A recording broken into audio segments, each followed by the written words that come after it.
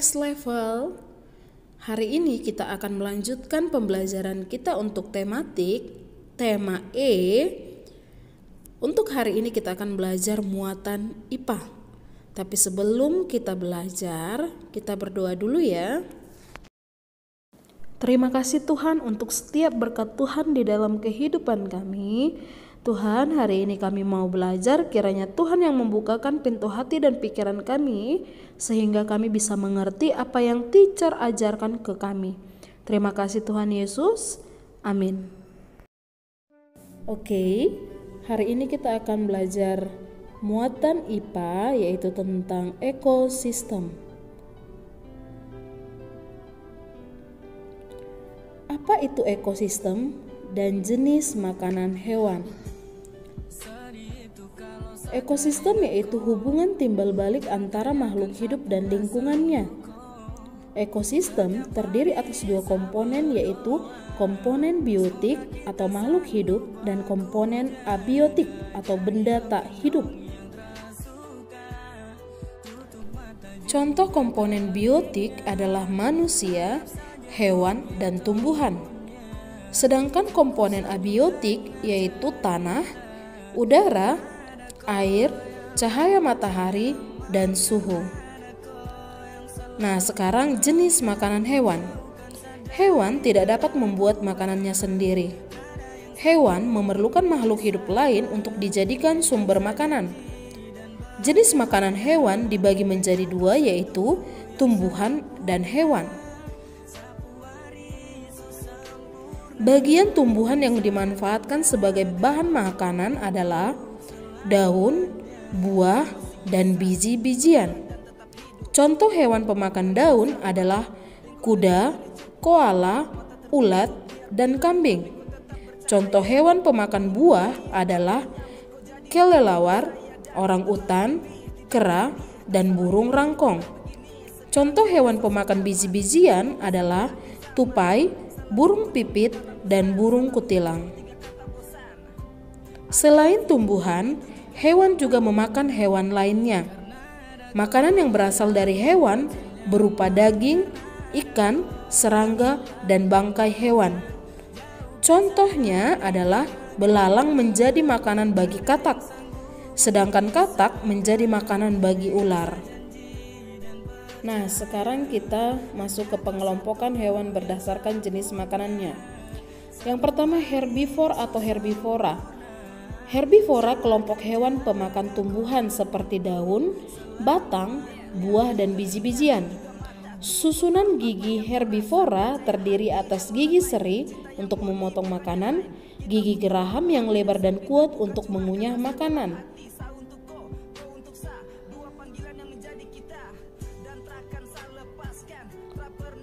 Kelompok herbivora tidak memiliki gigi taring, contohnya yaitu badak, kuda, gajah, kambing, dan lain-lain. Yang kedua yaitu hewan karnivora, yaitu kelompok hewan yang memakan daging. Karnivora memiliki gigi taring atau paruh yang kuat dan tajam untuk mencabik dan merobek daging mangsanya. Contoh hewan karnivora yaitu kucing, harimau, macan tutul, buaya, hiu, burung elang, dan lain-lain. Yang ketiga, omnivore atau omnivora, yaitu kelompok hewan yang memakan tumbuhan dan juga hewan lain. Susunan gigi omnivora terdiri atas gigi seri, gigi geraham, gigi taring yang berkembang secara seimbang. Dan contoh hewan omnivora yaitu beruang, orang-utan, landak, tikus, ayam, dan lain-lain. Ingat, omnivora adalah pemakan hewan dan tumbuhan. Dan yang keempat yaitu insektivore atau insektivora, yaitu kelompok hewan pemakan serangga. Insektivora memiliki struktur tambahan berupa lidah yang panjang dan lengket untuk menangkap mangsanya. Contohnya cicak, katak, terenggiling, bunglon, dan lain-lain. Sekarang kita masuk ke daur hidup hewan. Di kelas 4 kita sudah pernah belajar ini, kita hanya mengulangi saja ya. Daur hidup hewan adalah suatu proses perubahan dalam pertumbuhan dan perkembangan yang dialami hewan sepanjang hidupnya. Daur hidup hewan dibedakan atas hewan bermetamorfosis dan hewan tidak bermetamorfosis. Yang pertama yaitu hewan bermetamorfosis. Metamorfosis adalah perubahan bentuk tubuh hewan. Berdasarkan tahapan daur hidupnya, metamorfosis dibedakan menjadi dua, yaitu metamorfosis sempurna dan metamorfosis tidak sempurna.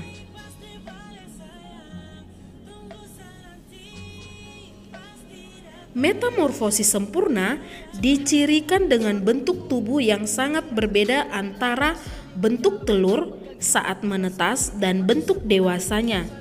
Hewan yang mengalami metamorfosis sempurna melalui tahap kepompong atau pupa.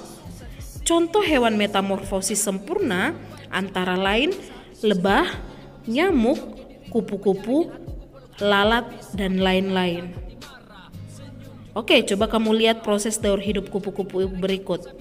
Ya, kupu-kupu berasal dari telur, kemudian berubah menjadi ulat, berubah menjadi kepompong, kemudian dia berubah menjadi kupu-kupu muda dan kupu-kupu dewasa. Lihat bentuknya, antara telur dan ulat itu berbeda bentuk. Begitu juga ulat ke kepompong berbeda bentuk. Begitu juga kepompong ke kupu-kupu, itu berbeda bentuk. Makanya dikatakan kupu-kupu adalah hewan yang melakukan metamorfosis sempurna. Ada perubahan bentuk setiap tahap daur hidupnya.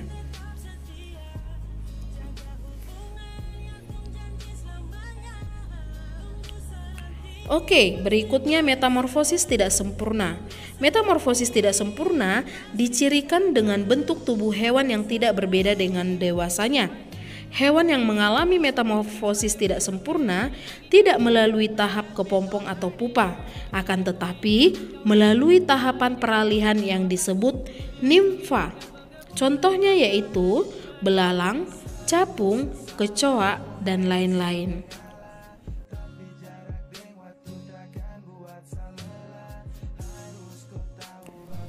Oke, coba kamu perhatikan proses daur hidup belalang berikut.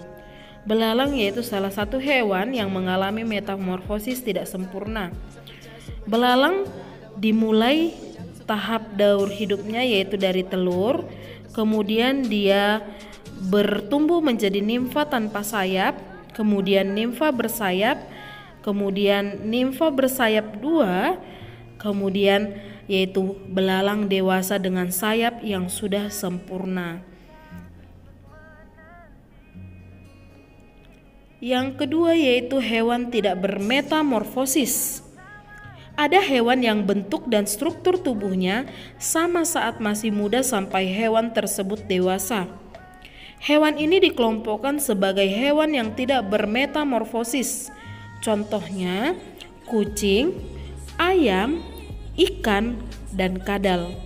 Oke, coba kamu lihat proses hidup kucing berikut.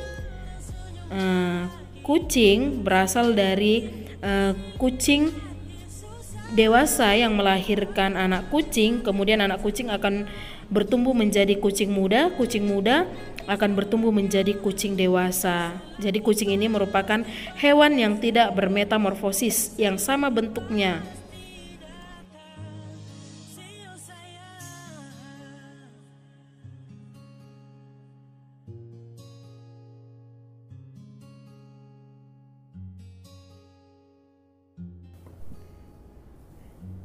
Next topic, rantai makanan. Rantai makanan yaitu rangkaian peristiwa makanan dan dimakan antar makhluk hidup untuk kelangsungan hidupnya. Secara umum terdapat 3 peran makhluk hidup di dalam rantai makanan yaitu produsen, konsumen, dan pengurai. Yang pertama yaitu produsen. Produsen yaitu makhluk hidup yang dapat membuat makanannya sendiri melalui fotosintesis. Produsen mampu mengubah energi dari cahaya matahari menjadi energi kimia. Contohnya yaitu rumput, padi, jagung, dan semua tumbuhan hijau. Yang kedua yaitu konsumen. Konsumen yaitu makhluk hidup yang tidak dapat membuat makanannya sendiri, sehingga mendapatkan energi dari makhluk hidup lainnya. Contohnya yaitu hewan. Di dalam rantai makanan, konsumen dapat dikelompokkan menjadi yang pertama konsumen tingkat pertama, yaitu kelompok hewan yang memakan tumbuhan atau produsen. Konsumen tingkat pertama merupakan hewan herbivora, contohnya rusa, kelinci, dan belalang. Konsumen tingkat 2 yaitu kelompok hewan yang memakan hewan lain atau konsumen 1. Konsumen tingkat 2 merupakan kelompok hewan karnivora atau omnivora, contohnya katak, ular, tikus, dan ayam. Konsumen puncak yaitu kelompok hewan karnivora yang tidak ada pemangsanya, contohnya singa, elang, dan harimau.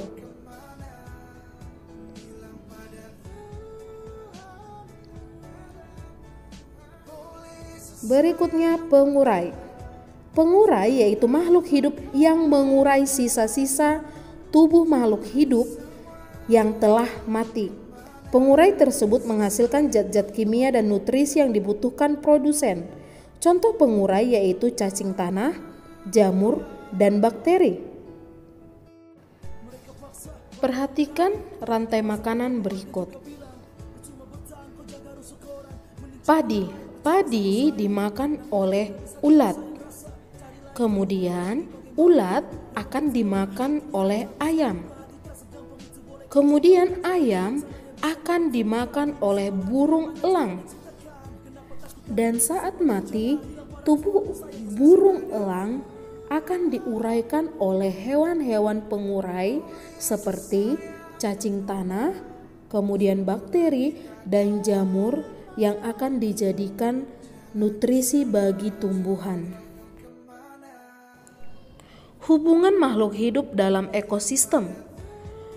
Semua makhluk hidup yang tinggal di suatu ekosistem saling membutuhkan satu sama lain. Makhluk hidup saling berinteraksi untuk mempertahankan hidupnya. Interaksi antar makhluk hidup dalam ekosistem dapat berupa simbiosis. Simbiosis adalah hubungan timbal balik antara dua makhluk hidup yang hidup dalam ekosistem yang sama. Simbiosis dibedakan menjadi 3, yaitu simbiosis mutualisme, komensalisme, dan parasitisme. Yang pertama yaitu simbiosis mutualisme. Simbiosis mutualisme yaitu hubungan atau interaksi antara dua jenis makhluk hidup yang saling menguntungkan. Ingat ya, mutualisme dua jenis makhluk hidup yang saling menguntungkan. Contohnya yaitu bunga dan lebah. Bunga diuntungkan karena lebah membantu dalam penyerbukan, dan lebah diuntungkan karena mendapatkan nektar dari bunga. Contoh yang kedua yaitu anemon dan ikan badut. Ikan badut diuntungkan mendapatkan tempat tinggal yang nyaman, sedangkan anemon laut diuntungkan karena ikan badut mengusir predator anemon seperti ikan kupu-kupu, dan ikan badut membersihkan sisa-sisa makanan yang ada di tubuh anemon laut. Contoh berikutnya burung jalak dan kerbau. Burung jalak diuntungkan karena dia mendapatkan makanan di tubuh kerbau yaitu kutu kerbau, dan kerbau diuntungkan karena kutunya sudah dimakan dan dia tidak merasakan gatal lagi. Simbiosis komensalisme. Simbiosis komensalisme yaitu interaksi yang menguntungkan satu makhluk hidup, namun makhluk hidup lainnya tidak dirugikan dan tidak diuntungkan. Contohnya yaitu ikan hiu dan ikan remora.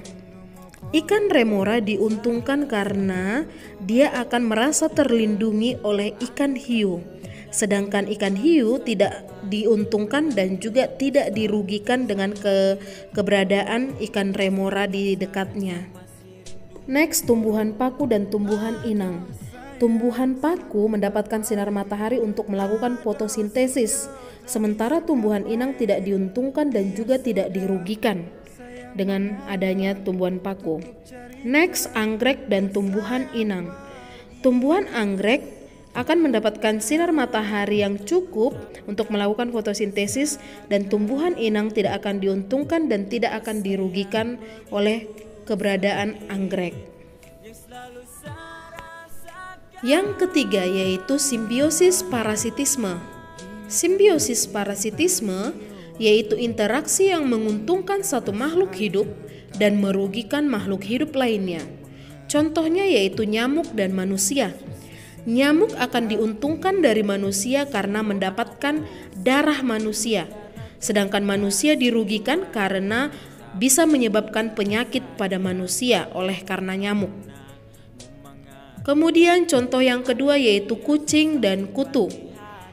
Kutu akan diuntungkan karena mendapatkan makanan berupa darah oleh kucing, dan kucing dirugikan karena dia akan merasa gatal-gatal akibat kutu tersebut. Contoh berikutnya yaitu tumbuhan tali putri dan tumbuhan inang. Tumbuhan tali putri diuntungkan karena mengambil makanan dari tumbuhan inang. Tumbuhan inang dirugikan karena makanannya berkurang karena sudah diambil oleh tumbuhan tali putri. Oke, itulah 3 simbiosis yang terjadi antara makhluk hidup. Oke, sampai sini pelajaran kita. Sebagai tugas kamu membuat satu rantai makanan, terserah hewannya apa, dan langsung kirimkan ke teacher kamu. Bye-bye.